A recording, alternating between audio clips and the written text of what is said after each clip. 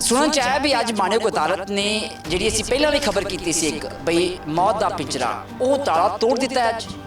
हाँ जी, कोर्ट का अज ऑर्डर आ गया जिदे कोर्ट ने दो गल्लां बहुत स्पैसीफिकली कही हैं। एक तो उन्होंने कहा जो 22 घंटे की कन्फाइनमेंट है वो गलत है, इलीगल है, ये अनकॉन्स्टिट्यूशनल है, इनू कोर्ट ने खत्म करता है।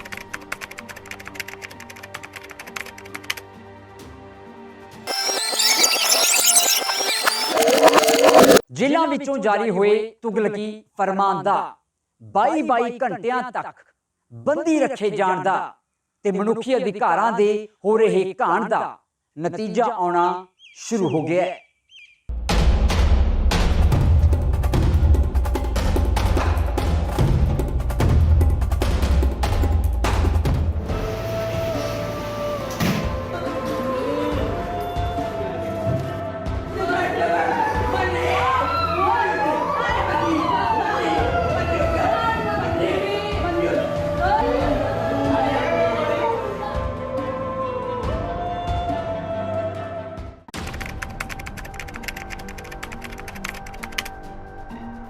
बठिंडा जेल जाके इन्होंने इस तरह की डिग्री रखी उत्ते कि 22 घंटे तो ऊपर किसी को बाहर नहीं कढ़िया ना, सिर्फ 1 घंटा सवेरे 1 घंटा शाम सबनों अलग अलग रखा जाएगा।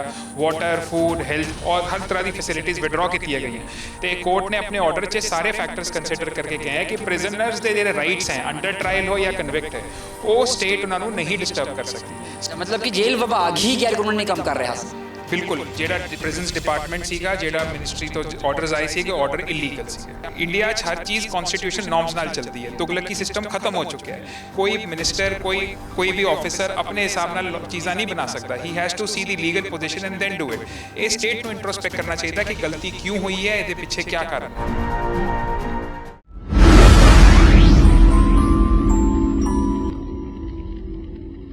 मौत के पिंजरे विच लाशां दी मंडी का जदों पहला नतीजा आया सी उदों 13 अप्रैल 2021 नूं द खबरसार वालों खबर नशर भी की गई सी।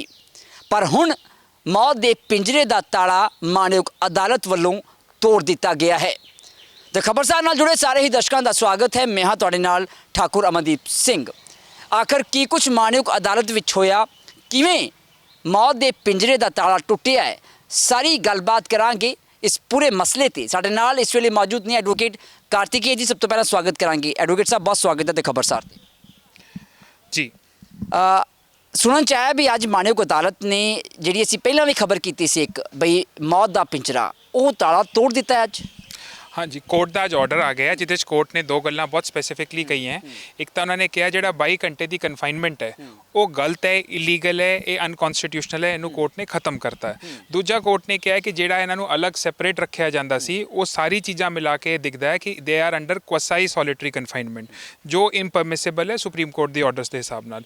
इस करके कोर्ट ने उन्होंने भी क्वैश करता है तो साडी रिट्स नू पार्टली अलाउ करते हुए सरकार नू एक मौका दिता है 19/8 नू कि वो अपना हल्फनामा फाइल करे तो दसे कि की रेमेडियल स्टैप्स ते की उन्होंने सजेशनस हैं ताकि प्रिजन रिफॉर्म्स लाए जा सकन जिदे परसनल राइट्स ते प्रिजन राइट्स दोनों का बैलेंस हो सके।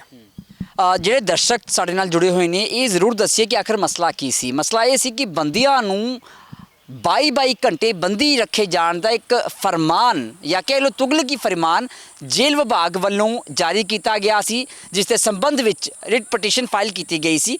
ते ये तुसीं खास तौर ते कदों कीती सी ये पटीशन फाइल? ये रिट पटीशनस फाइल हुई सी जी मार्च 2021 जब इन्होंने सबनों कोई 30-32 गैंगस्टर्स की जिन्होंने स्टेट कहती है उन्होंने शिफ्ट किया गया सी नाभा जेल फिर तो बठिंडा जेल बठिंडा जेल जाके इन्होंने इस तरह की डिग्री रखी उत्ते कि 22 घंटे तो ऊपर किसी को बाहर नहीं कढ़िया ना, सिर्फ 1 घंटा सवेरे 1 घंटा शाम सबनों अलग अलग रखा जाएगा। वाटर, फूड, हेल्थ और हर तरह की फैसिलिटीज़ विड्रॉ की गई हैं। तो कोर्ट ने अपने ऑर्डर से सारे फैक्टर्स कंसिडर करके कहे हैं कि प्रिजनर्स के जो राइट्स हैं अंडर ट्रायल हो या कन्विक्ट है वो स्टेट उन्होंने नहीं डिस्टर्ब कर सकती। स्टेट की सिक्योरिटी जो है एस्पैक्ट वो डिफरेंट एक एस्पैक्ट है, पर इंडिविजुअल राइट्स भी स्टेट नू कंसिडर करना चाहिए। मतलब जे समझिए भी जो ऑर्डर जेल विभाग वालों जारी किया गया सी 22 घंटे बंदी रखे जाण दा हुण वो खत्म हो चुके हैं। वो ऑर्डर बिल्कुल खत्म हो गया, कोर्ट ने उन्होंने अनकॉन्स्टिट्यूशनल होल्ड किया है। मतलब गैर संवैधानिक उसनों करार दिता है। बिल्कुल, वो गैर संवैधानिक ते इलीगल डिक्लेयर किया गया। अच्छा, मतलब कि जेल विभाग ही गैर कानूनी काम कर रहा सी। बिल्कुल, जेड़ा प्रिजनस डिपार्टमेंट सीगा, जेड़ा मिनिस्ट्री तो ऑर्डर्स आए सी ऑर्डर इलीगल सीगे। ये उदों भी जदों खबरां विच भी असी मुद्दा चुकिया मगर सरकार बिना अदालत के डंडे तो सुनती क्यों नहीं? ਇਹ ਸਟੇਟ ਨੂੰ ਇੰਟਰੋਸਪੈਕਟ ਕਰਨਾ ਚਾਹੀਦਾ ਹੈ ਕਿ ਇਸ ਤਰ੍ਹਾਂ ਦੇ ਡਰੈਕੋਨੀਅਨ ਆਰਡਰਸ ਕਰਨ ਤੋਂ ਪਹਿਲਾਂ ਇਹ ਕਾਨੂੰਨੀ ਪੋਜੀਸ਼ਨ ਨੂੰ ਕਿਉਂ ਨਹੀਂ ਐਗਜ਼ਾਮਿਨ ਕਰਦੇ।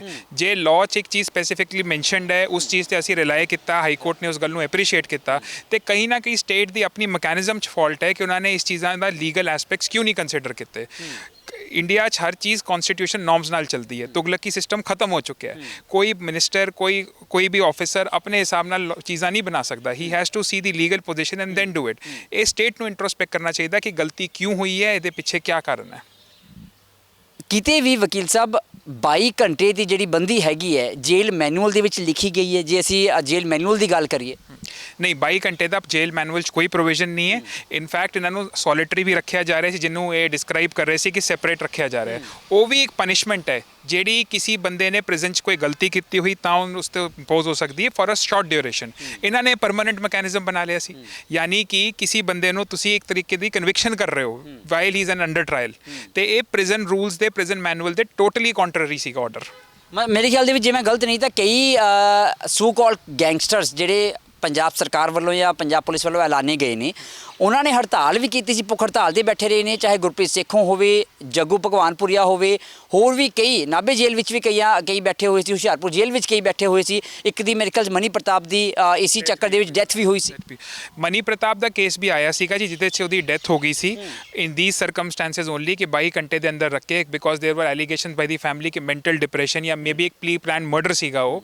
ਬਟ ਇਨ ਦਿਸ ਕੇਸ ਜੀ ਇਹ ਸਾਰੇ ਫੈਕਟਰਸ ਤੋਂ ਇਲਾਵਾ ਜਿਹੜਾ ਹੜਤਾਲ ਵਾਲੀ ਗੱਲ ਹੈ, ਨਿਊਜ਼ਪੇਪਰਸ ਵੀ ਰਿਪੋਰਟ ਹੋਈ ਸੀ ਜਦ ਉਹਨਾਂ ਨੂੰ ਬੇਸਿਕ ਫੈਸਿਲਿਟੀਜ਼ ਨਹੀਂ ਦਿੱਤੀਆਂ ਗਈਆਂ ਸੀ ਤੇ ਉਹਨਾਂ ਨੇ ਕੋਈ ਰਿਜ਼ੋਰਟ ਨਾ ਦੇਖ ਕੇ ਪਹਿਲਾਂ ਹੜਤਾਲ ਕੀਤੀ, ਬਾਅਦ 'ਚ ਕੋਰਟ 'ਚ ਆਏ ਐਂਡ ਕੋਰਟ ਨੇ ਇੱਕ ਵਾਰੀ ਉਸ ਟਾਈਮ ਸੀਜੀਐਮ ਤੋਂ ਰਿਪੋਰਟ ਵੀ ਮੰਗਾਈ ਸੀ। ਰਿਪੋਰਟਸ ਵੀ ਇਹ ਗੱਲਾਂ ਕਲੀਅਰ ਆਈਆਂ ਕਿ ਇਹ ਇੱਕ ਆਰਡਰ ਆਇਆ ਗਵਰਨਮੈਂਟ ਦਾ ਜਿਹਦੇ ਹਿਸਾਬ ਨਾਲ 22 ਘੰਟੇ ਇਹਨਾਂ ਨੂੰ ਡਿਟੇਨ ਕੀਤਾ ਜਾ ਰਿਹਾ। ਦੈਟ ਮੀਨਸ 1 ਘੰਟਾ ਸਵੇਰੇ 1 ਘੰਟਾ ਸ਼ਾਮ ਉਹ ਬਾਹਰ ਨਿਕਲਣਗੇ, ਅਦਰਵਾਈਜ਼ ਉਹ ਟੋਟਲ ਪ੍ਰਿਜ਼ਨ ਤੋਂ ਹਰ ਬੰਦੇ ਤੋਂ ਡਿਫਰੈਂਟਲੀ ਆਈਸੋਲੇਟ ਕਰਕੇ ਰੱਖੇ ਜਾ ਰਹੇ ਹਨ, ਜੋ ਕਿ ਸੋਸ਼ਲ ਨॉर्म्स ਦੇ ਵੀ ਖਿਲਾਫ ਹੈ।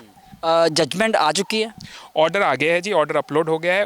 ਉਸ ਆਰਡਰ ਦੇ ਵਿੱਚੋਂ ਕੁਝ ਜਿਹੜੀਆਂ 94 ਲਾਈਨਾਂ ਨੇ ਜਿਹਦੇ ਵਿੱਚ ਦੱਸਿਆ ਗਿਆ ਵੀ ਇਲੀਗਲ ਸੀਗਾ ਇਹ ਸਾਰਾ ਕੁਝ, ਉਹ ਤੁਸੀਂ ਪੜ੍ਹ ਕੇ ਸੁਣਾ ਸਕਦੇ ਹੋ ਇੱਕ ਵਾਰ। ਇਨ ਬਿਟਵੀਨ ਮੈਂ ਇਹ ਵੀ ਦੱਸਾਂਗਾ ਵੀ ਜਿਹੜਾ 22 ਘੰਟੇ ਵਾਲਾ ਆਰਡਰ ਸੀ ਉਹ ਅਸੀਂ ਖਬਰ ਦੇ ਵਿੱਚ ਆਪਣੇ ਸੂਤਰਾਂ ਤੋਂ ਉਹ ਨੋਟੀਫਿਕੇਸ਼ਨ ਕਢਵਾ ਕੇ ਅਸੀਂ ਦ ਖਬਰਸਾਰ ਤੇ ਖਬਰਾਂ ਦੇ ਰਾਹੀਂ ਵੀ ਉਹ ਨਸ਼ਰ ਕੀਤਾ ਸੀ ਵੀ ਤੁਗਲਕੀ ਫਰਮਾਨ ਕਿਵੇਂ ਜੇਲ੍ਹ ਵਿਭਾਗ ਵੱਲੋਂ ਜਾਰੀ ਕੀਤਾ ਗਿਆ ਹੈ।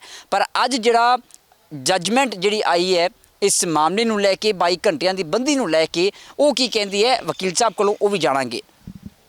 ਇਹਦੇ 'ਚ ਕੋਰਟ ਨੇ ਸਪੈਸੀਫਿਕਲੀ ਕਿਹਾ ਹੈ ਕਿ I see no reason to fair the petitioners ਔਰ other similar petitioners to the extent of depriving them of their basic rights.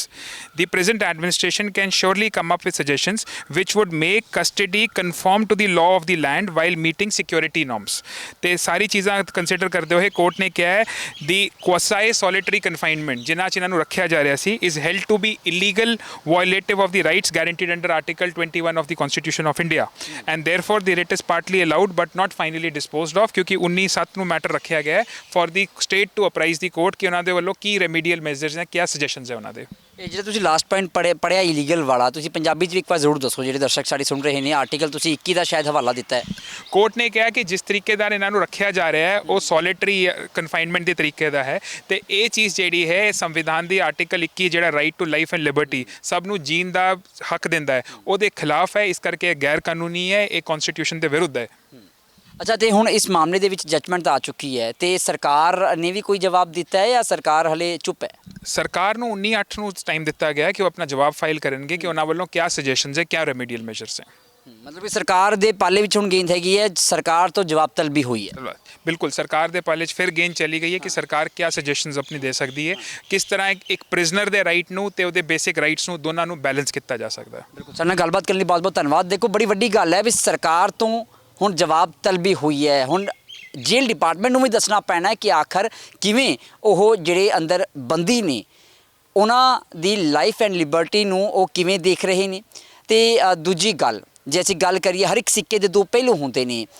ਇੱਕ ਕਾਨੂੰਨ ਦੇ ਤੁਸੀਂ ਕਹਿ ਲਓ ਰਖਵਾਲੇ ਉਹ ਨੇ ਜੋ ਕਾਨੂੰਨ ਨੂੰ ਛਿੱਕੇ ਟੰਗ ਰਹੇ ਨੇ, ਜਾਂ ਉਹਨਾਂ ਵਿੱਚੋਂ ਕੁਝ ਕਾਲੀਆਂ ਭੇਡਾਂ ਨੇ ਜੋ ਕਾਨੂੰਨ ਨੂੰ ਛਿੱਕੇ ਟੰਗ ਰਹੀਆਂ ਨੇ, ਤੇ ਦੂਜੇ ਪਾਸੇ ਕਾਨੂੰਨ ਦੇ ਰਖਵਾਲੇ ਯਾਨੀ ਕਿ ਅਦਾਲਤਾਂ ਅਜਿਹੀਆਂ ਵੀ ਨੇ ਜੋ ਹਾਲੇ ਵੀ ਇਹ ਕੋਸ਼ਿਸ਼ ਕਰ ਰਹੀਆਂ ਨੇ ਕਿ ਮਨੁੱਖੀ ਅਧਿਕਾਰਾਂ ਦਾ ਘਾਣ ਨਾ ਹੋ ਸਕੇ। ਤੇ ਇਸ ਕਰਕੇ ਹੀ ਹਰ ਇੱਕ ਬੰਦੇ ਦੀ ਉਮੀਦ ਰਹਿੰਦੀ ਹੈ ਮਾਨਯੋਗ ਅਦਾਲਤ ਤੋਂ। ਹੁਣ ਉਡੀਕ ਰਹੇਗੀ ਵੀ ਆਖਰ ਕੀ ਕੁਝ ਜਵਾਬ ਸਰਕਾਰ ਵੱਲੋਂ ਮਾਣਯੋਗ ਅਦਾਲਤ ਦੇ ਵਿੱਚ ਦਿੱਤਾ ਜਾਵੇਗਾ। ਜਦੋਂ ਮਾਣਯੋਗ ਅਦਾਲਤ ਵੱਲੋਂ ਇਸ ਫੈਸਲੇ ਨੂੰ ਯਾਨੀ 22 ਘੰਟੇ ਬੰਦੀ ਰੱਖਣਾ ਜਾਂ ਕੱਲਿਆਂ ਨੂੰ ਰੱਖਣਾ ਉਹਨਾਂ ਨੂੰ ਗੈਰ ਕਾਨੂੰਨੀ ਤੇ ਗੈਰ ਸੰਵਿਧਾਨਕ ਕਰਾਰ ਦਿੱਤਾ ਗਿਆ ਹੈ। ਕੈਮਰਾ ਪਰਸਨ ਮਨੋਜ ਦੇ ਨਾਲ ਠਾਕੁਰ ਅਮਨਦੀਪ ਸਿੰਘ, ਦ ਖਬਰਸਾਰ, ਚੰਡੀਗੜ੍ਹ।